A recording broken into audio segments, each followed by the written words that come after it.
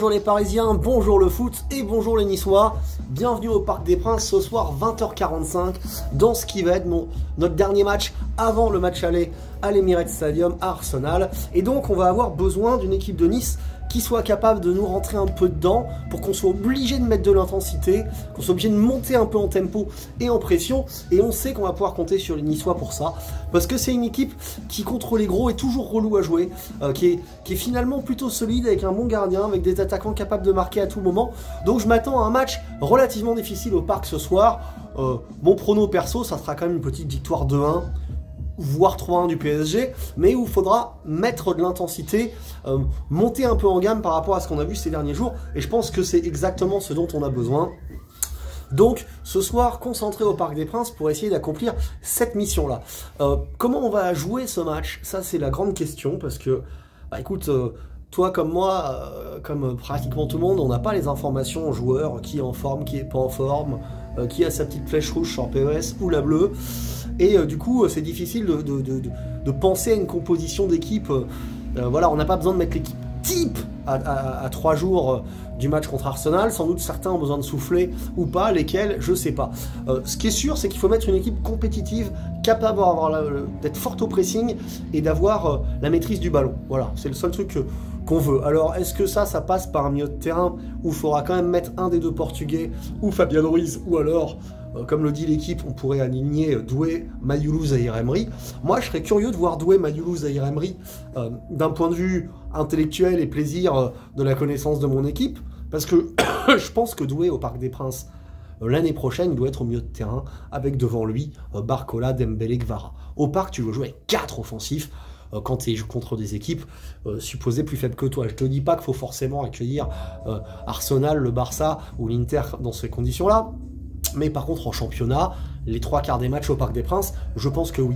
Donc, devoir Doué dans ce rôle-là avec Zahir Emery qui a besoin d'enchaîner, parce que de toute façon, il va jouer contre Arsenal en entrant, en étant titulaire, pour du pressing à des moments au match aller ou au match retour.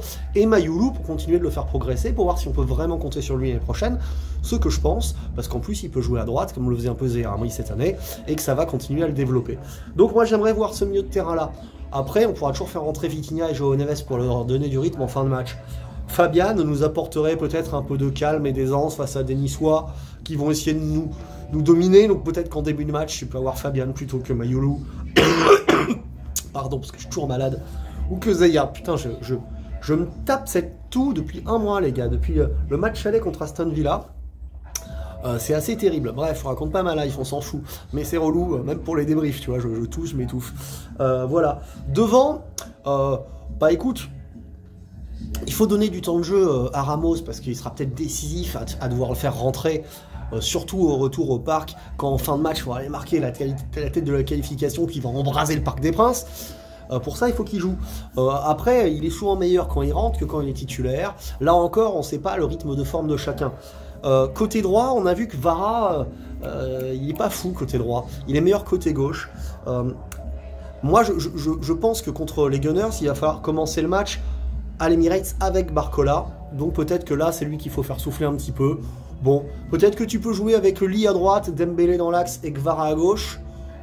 Ou Lee, Ramos, Kvara et faire rentrer Dembélé à la place de l'un et l'autre. Barcola pour remplacer Barcola, voilà. Je pense qu'il faut donner du temps de jeu à Lee dans ce match-là, qui pourrait... après permuter avec Doué qui pourrait prendre le côté et lui descendre au milieu, parce qu'on a toujours vu que Lee était plus intéressant au milieu. Il a été meilleur contre Nantes que contre Le Havre, il reprend un peu de rythme.